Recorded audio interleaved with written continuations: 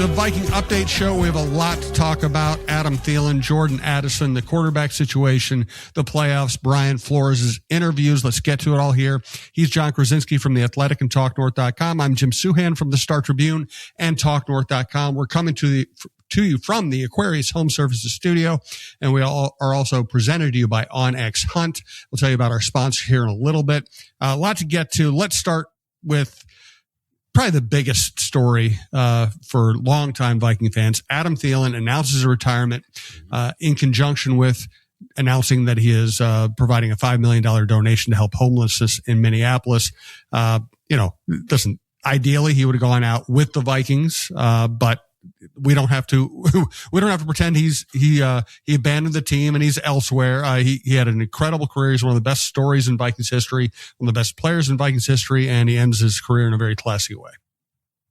Yeah, absolutely. It is unfortunate that it ended the way that it did. But I can think to myself, like, man, did you really need to go play a couple of games with the Steelers and do almost nothing with them and then finish off? But that was important to him. Like, he wanted to finish, he said, on the field. He wanted to be playing down the stretch of his last season, and that was it. And I do think sometimes, Jim, when we look at these careers of players in the immediate aftermath of a career ending, and oftentimes the career doesn't end the way that the player wants it to.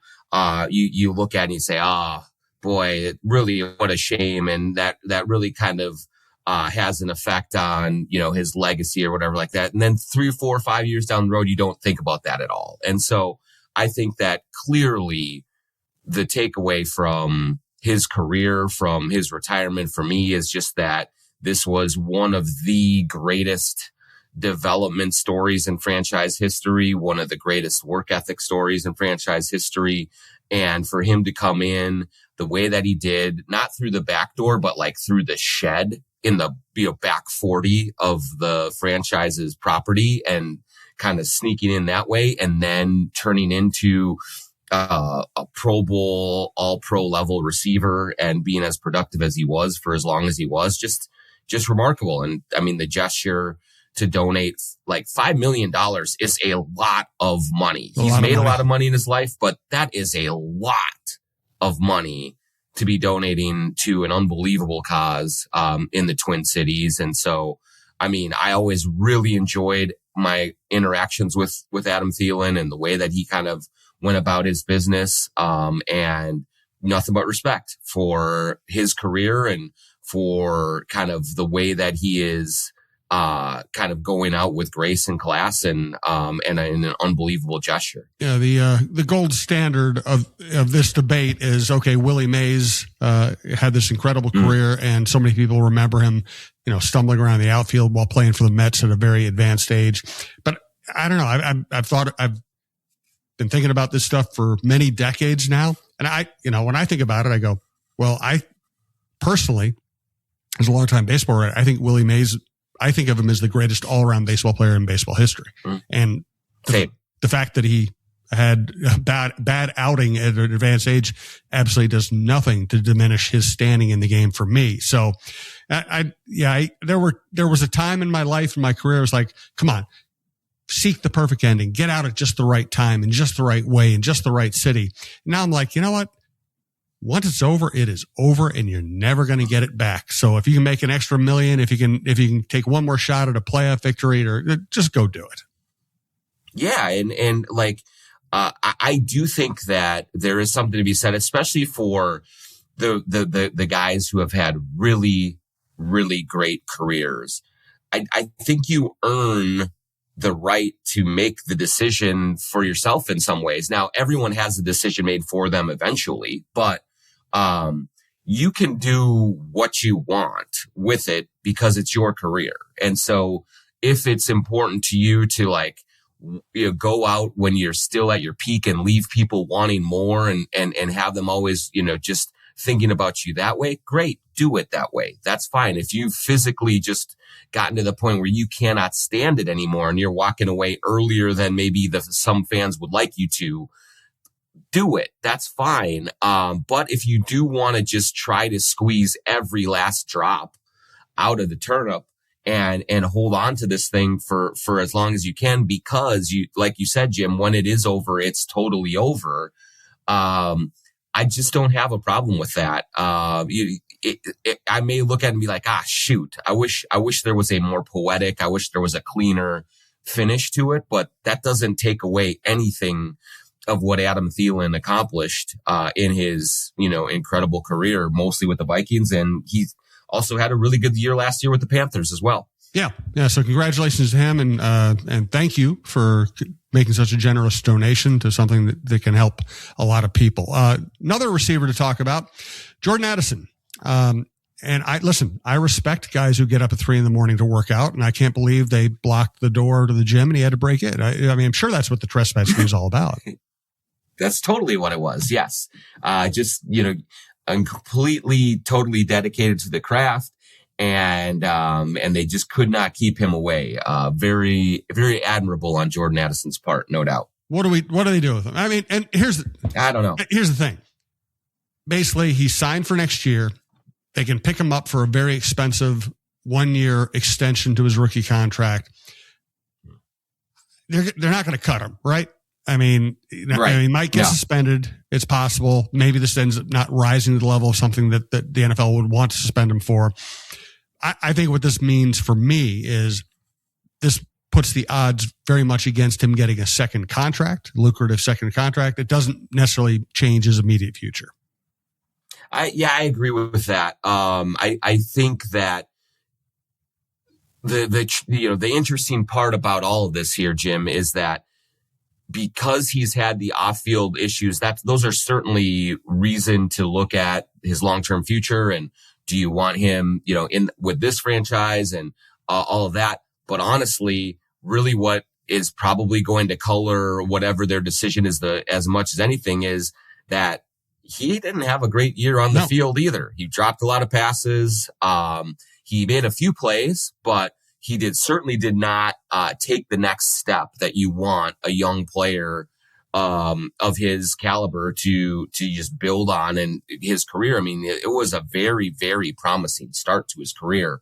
And now all of a sudden, not only is he having issues off the field, but he also isn't as impactful on the field. And that is your quickest exit out of here, Jim, is if you are just not producing like they need you to. I mean, if he was as good as he was a year ago or had taken a step forward from a year ago, I think that the organization probably looks at this in a different light. Whether that's right or wrong, that's what it is. And so I think Jordan Addison's future is murky for both of those reasons, and maybe even more so because the on-field situation did not go well this year. They also have to make a decision on Jalen Nailor, who's a good player, maybe underutilized, and they're going to have to spend some money to keep him. And how does that affect the Addison decision? I don't know. It's going to be really interesting. It's going to be a very interesting off season. Let's get to another guy in the news. Brian Flores going to interview with the Pittsburgh Steelers for their head coaching job, interviewed with the Washington Commanders for defensive coordinator role, rumored to be in the mix for a bunch of other jobs. It was interesting. There were a lot of rumors right at the end of the year that the Raiders wanted him, that Tom Brady wanted him. I haven't seen much more on that front lately. Also, sometimes the Raiders are terrible about putting out any information, so who knows what's going on there. What's your sense of what's happening there? Yeah, it is interesting because it does seem like that the head coaching steam has just died down a little bit, and that just could be the portion of the calendar that we're in, or just the due diligence that teams are doing and the processing of it. But yes, like I think that at the tail end of the season, it seemed like Brian Flores was going to get a really good opportunity to be a head coach, and maybe he'll go in and maybe he'll knock the Steelers socks off like Tomlin did 19 years ago, and it'll work out for him there. But I would say just from the outside looking in, it does not seem like the momentum is at Brian Flores' back. Now, all those things can change very quickly, but that would make it very, very interesting, Jim, if if he does not get a head coaching offer, does he stay here to be defensive coordinator? Because Kevin O'Connell has continued to be very optimistic about Brian Flores staying as defensive coordinator if he doesn't get a head coaching job. That he's been very public about his optimism, which is interesting because, you do hear about things behind the scenes. You do see him now going and taking interviews for the Washington Commanders DC, and we'll see if any of the other ones come open, and he entertains those as well. Those could be leverage plays, but it does seem like there's more behind it than just that. And so, how this all plays out is going to be very interesting, but especially if it does look like he does not get the head coaching job, because that would be the cleanest way, right? He gets hired as a head coach, he leaves here, and everyone can kind of just say, yep, that great. He was awesome here and he got the opportunity that he wanted.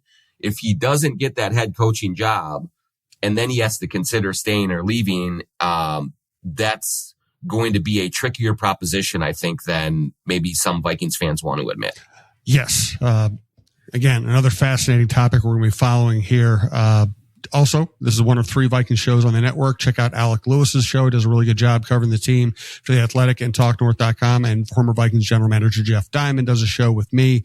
And this time of the year, he's particularly valuable because he understands the salary cap and how you can get under the salary cap so easily. And a lot of things people freak out about. He just goes, nope, they'll just cut this guy and do this guy's contract and it'll be fine. Really valuable resource at TalkNorth.com. Let us get to the games this weekend and some quarterback talk about McCarthy and what O'Connell had to say about him this week. Do want to let you know we're coming to you from the Aquarius Home Services Studio. Scott for Aquarius Home Services. The new year's here. While you're promising to hit the gym, drink more water, and limit screen time, your home has its own resolutions, like tackling the broken water heater, leaky faucets, and sketchy wiring. Don't let your year start with repair chaos. Have Aquarius do the fix in 2026 and get $98 off any repair. Schedule today at AquariusHomeservices.com. Aquarius, earning the right to be recommended. And if you're an ice fisherman or woman or waiting for clearer water to fish in, I want to recommend OnX Fish. The Fish app offers the most comprehensive fishing tool for increasing your success.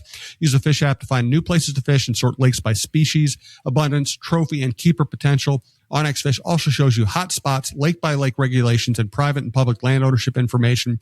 Download OnX Fish on the App Store or go to onxmaps.com/fish to get more information about the app that is changing the game.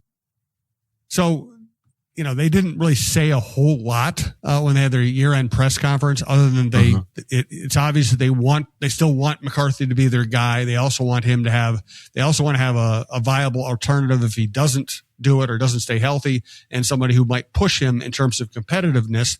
I talked to Jeff Diamond. He talks about Kirk Cousins being a logical guy to land here, maybe even Aaron Rodgers. I don't see Rodgers. I guess Cousins could make some sense, but he's going to want a lot of money. My favorite candidate out there in terms of fit would be Jimmy Garoppolo, who had if you look at the numbers, and the accomplishments, and you didn't know his name was Jimmy Garoppolo, if you just did a blind test, say, oh, this guy had a lead in the fourth quarter of a Super Bowl. He played in 2 NFC championship games and won one of them. He had a career 67% completion percentage, higher than Kirk Cousins. He's athletic. He's not somebody I want to be my franchise quarterback, but for a 1B quarterback, I think you could do a lot worse. Who do you like out there? Who makes sense to you as the 1B quarterback here? Yeah, I'll be honest with you, Jim. I completely forgot about Jimmy Garoppolo. Yeah, he's backing up Stafford. Just because he's on a 1-year deal, and if Stafford comes back, he might want to go someplace where he might actually play. Yeah, and it does make a lot of sense. And I will say someone of that ilk makes the most sense, because I've been trying to look at sort of all of the options out there, and it's a really sort of tricky setup to have, because I think someone like Mac Jones, even Kirk Cousins, with the way that he played down the stretch for the Falcons, may want either or both of the following 2 things: a lot of money, but also like a real clear path to the starting job. A thing where you are our preferred starter when you walk in the door. And I think that honestly, the best situation for the Vikings, barring them going and getting like a really clear number one guy, is to have someone more like Garoppolo who, hey, you've accomplished a lot, but you haven't played in a few years, and come on in. And if you play well and push and win a real competition with JJ McCarthy, you'll be the guy. But we're probably going to skew our evaluation toward the young guy just because he's the first round draft pick.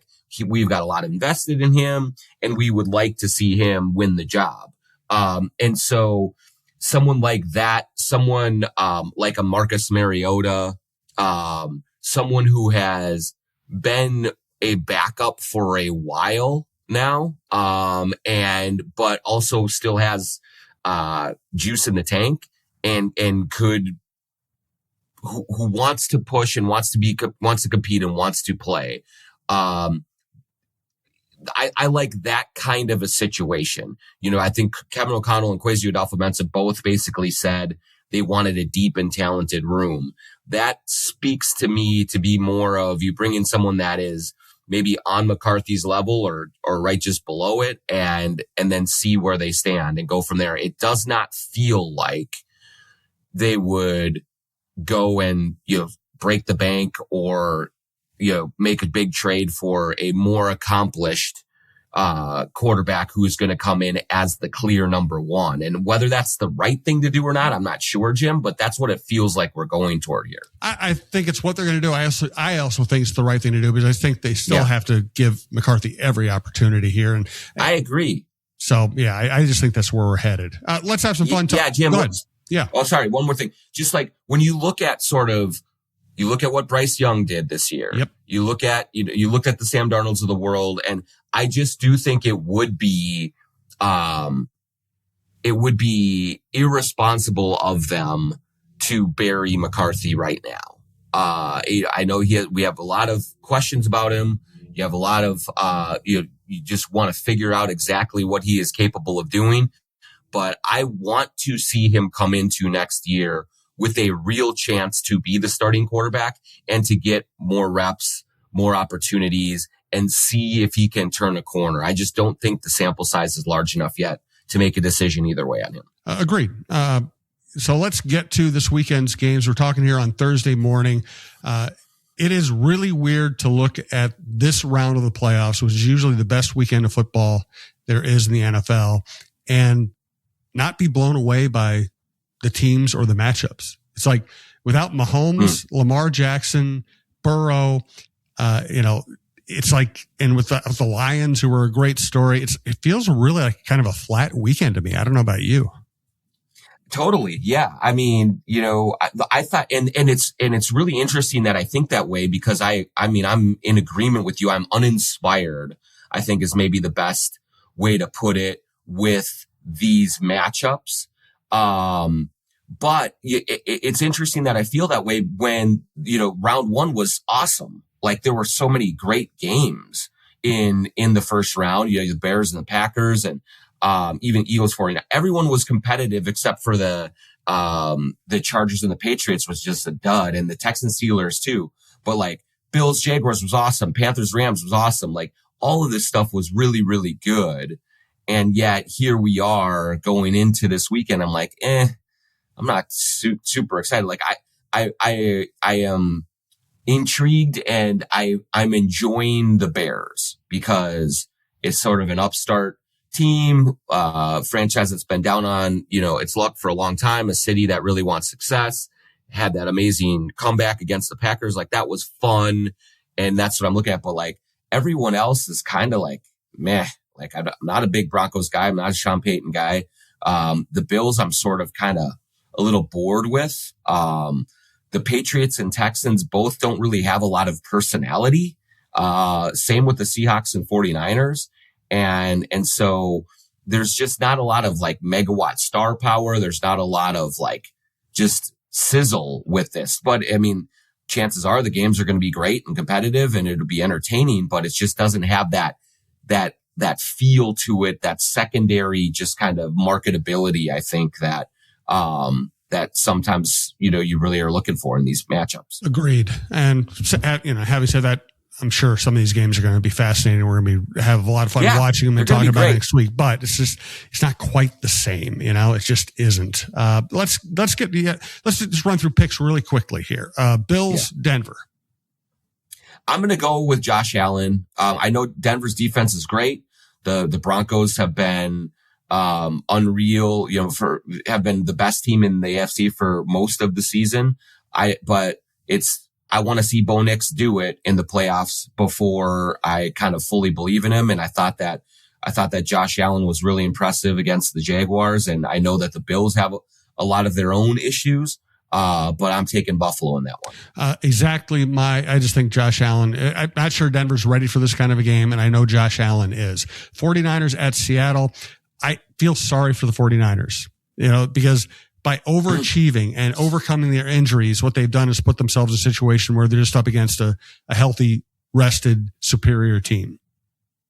Yeah, I think, that's right. I mean, they get all the credit in the world for the way they've been able to, kind of patch that team together with chewing gum and athletic tape. But, and Kyle Shanahan's done an unbelievable job in terms of game planning. I thought Robert Saleh was great as a defensive coordinator against the Eagles last week. But I think that, they faced an Eagles team that wanted to be beaten, that was just, ready for that season to be over. And now they're facing a team that really thinks it can win the Super Bowl. And it's going to be an entirely different experience. I think that the Seahawks offense can exploit the 49ers patchwork defense so much more, than the Eagles could do. And I just think in the end, it's going to be too much for them to overcome. Agreed. Once again, Texans at New England. This is fascinating. Great young quarterback, team that's absolutely flying high, playing at home against the Texans pass rush.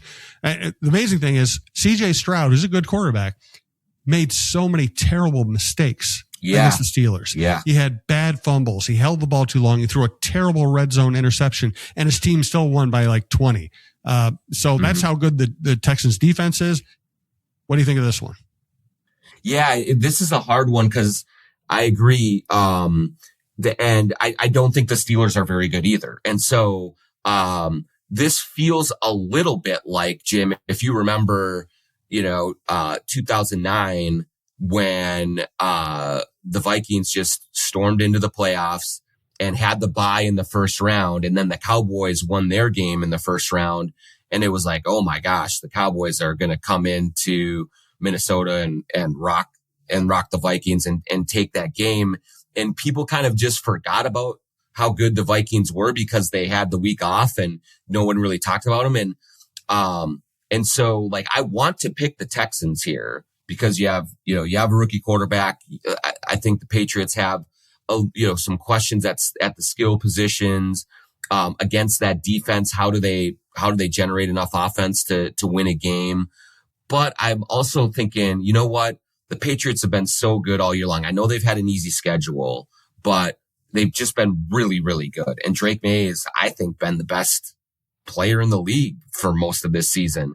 And so I'm going to take the Patriots at home, cause I like Mike Vrabel. I like how, I think they're a really well coached team. I think that they have, for the most part, been really, really good all season long. And this will be a big proving ground for them because that schedule has been so soft and this defense of Houston's is so good. But, I'm going with the Patriots, in a very close one. I'm going to go with the Texans in a very close one. I think the Patriots played a really easy schedule this year. Mm-hmm. And I just think Texans defense is something they haven't dealt with before. So I'm going to take Texans in a close one. Rams. And you know what? The reality, as we do picks here, I mean, there's obviously picking games, betting on games is probably not the smartest thing you could do, but I was shocked. One thing I thought about as I was watching so many games this last weekend is how many games are decided just by who gets to the fumble. Here's this oblong ball rolling around amid 22 people and one guy's going to jump on it. And the guy who jumps on it, his team's probably going to win the game because of it. That's right. I wish that, we had just this in-depth analysis and, the run game tendencies against this run. Yeah, but you're right.